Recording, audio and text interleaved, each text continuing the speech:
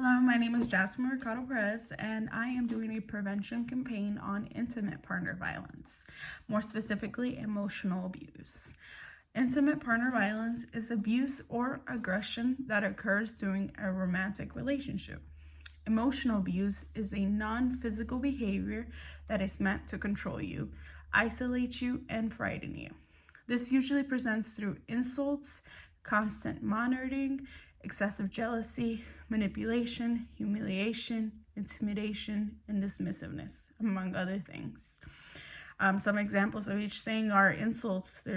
They start calling you names, constant monitoring you, like putting an app on your phone or adding you to their Find My Friends and easily having access to you and always knowing where you are. Excessive jealousy. Just because you talk to another male, they are now jealous and they make sure to demonstrate that to you. Manipulation. Now because they're jealous, they tell you that you don't love them, and they make sure to tell you to insult you and always make sure that you feel bad for them and that everything is your fault. Humiliation. They make sure that they belittle you and make sure that you feel like everything is your fault. Intimidation. They make you scared to leave, make you feel like nobody else would ever love you. And dismissiveness. They make sure to dismiss all your feelings and make you feel like you're the crazy one to feel everything you're feeling. Most victims that are targeted are honestly all age ranges. It can be from adolescents to college students, adults, and even older adults. But more specifically, I think adolescence is whenever you're at most risk of not knowing how to set boundaries and not knowing what's okay and what's not okay. Because when you're a teenager, when somebody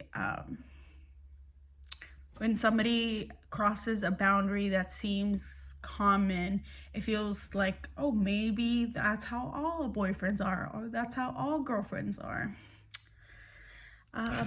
Some of the myths that you hear in regarding to intimate partner violence is, why didn't that person just leave? And that's an easy way to blame the victim, make them feel like it's their fault that everything is happening for not leaving, and then that's how people don't see a way out, because they blame themselves. A lot of the times people can't leave because they are financially dependent on somebody, physically, emotionally dependent on somebody, especially if you've been with them for a long time. Even if you've been with them for a couple of months or weeks, when somebody makes you feel like you can't be without them, you suddenly feel like you can't be without them. Some risk factors. Emotional abuse can easily turn into physical abuse, because if one day they call you stupid and you don't say anything in response to it, or if you try to set a boundary but they didn't feel like you were going to leave them, the next step might be that they hit you the next time they feel like you deserve it.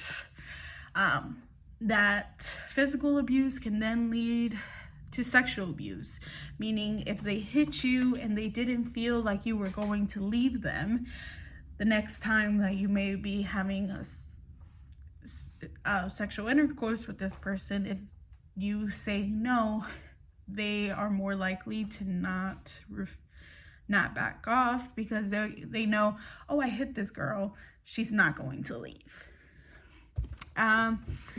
Some consequences, as I previously said, is that victim blaming can make the victim feel like they can't leave and that they may not see a way out and may continue into that relationship if everybody around them is blaming them. Some direct consequences or impact that abuse can cause is low self-esteem low self-esteem, I would say not for the rest of your life, but if you get therapy, then you may need therapy now because of that intimate partner violence. Because of your low self-esteem, that it might impact your schoolwork, your home life, your future relationships. Some characteristics of a partner who creates intimate partner violence or who's emotionally trying to abuse you is that at first they are charming. They seem like the greatest person in the world, that they'll always love you, that no way they can ever hurt you.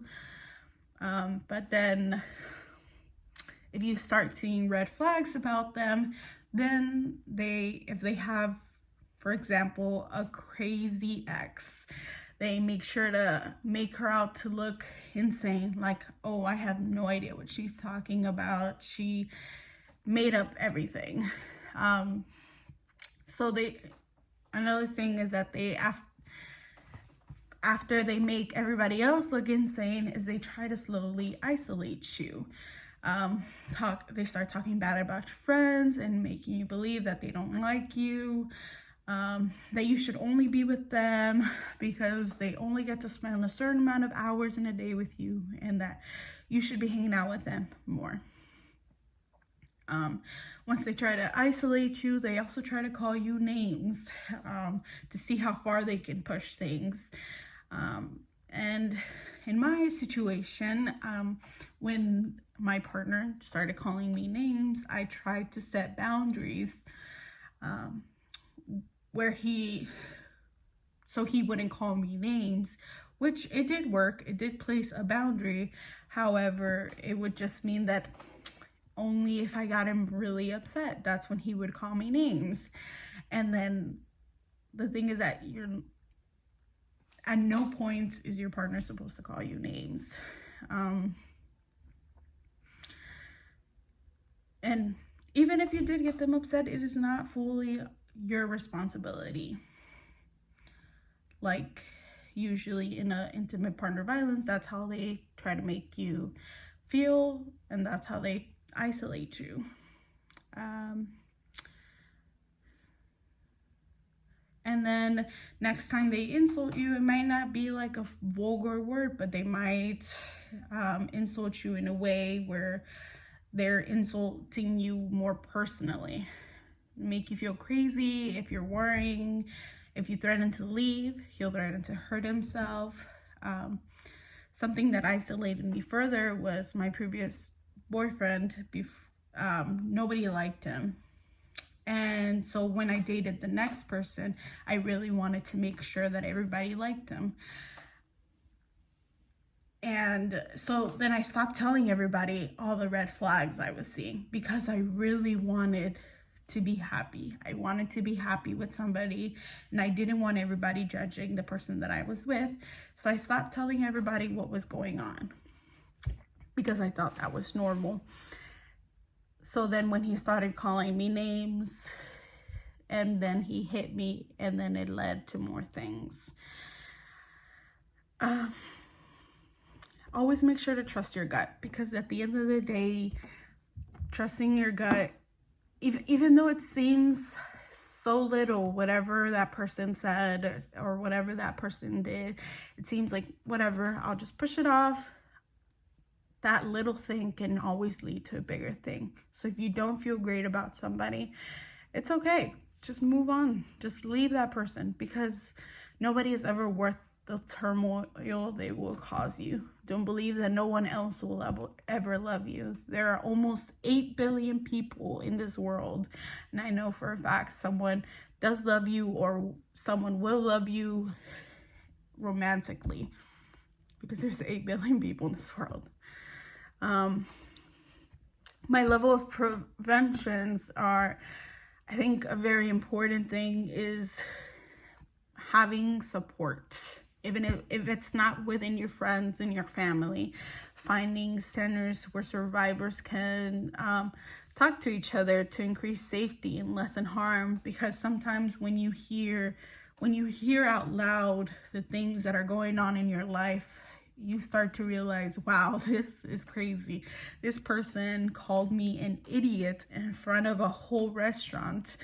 And if you're keeping it to yourself, it might seem like a normal thing, but if you say it out loud to other people, that's when you realize this is crazy. So definitely finding a support center for survivors. I think a very important thing that we could have more of is safe housing or locations where people can feel safe to open up about what they feel. They can't tell their loved ones because that sometimes you don't want to be judged by the people you're closest to, like in my situation.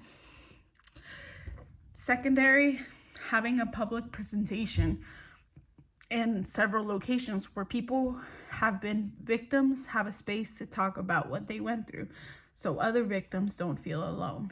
Talking about healthy and safe relationships, talking about what's okay and what's not, showing people that it's okay to set boundaries, even if it's over the smallest things, because what's important to you should be important to your partner. The third thing that I would have is have protective environments in schools or in workplaces where people feel they can get away. Sometimes a moment of being away from someone can provide clarity. In my specific situation, I had to travel for family situation, and I was able to get away from that person for a week. And that week provided the biggest clarity because it's the first moment that I had felt happiness in a long time. And as soon as I came back, I knew I never wanted to be with that person ever again. So maybe that same clarity can be provided when you're just away from that person for a moment. Talking to people who are normal, who won't make you feel like everything that is happening is your fault, that won't make you feel like you're the crazy one.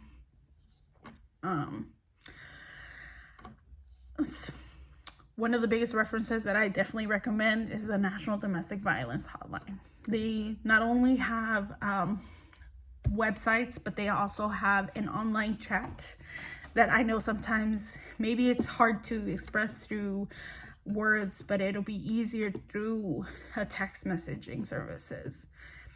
There's also the Genesis Women's Shelter and the Take a Stand with the CDC that provide several references or several links to where you can find these kind of safe housing or locations. One of the safe housing locations is the Genesis Women's Shelter.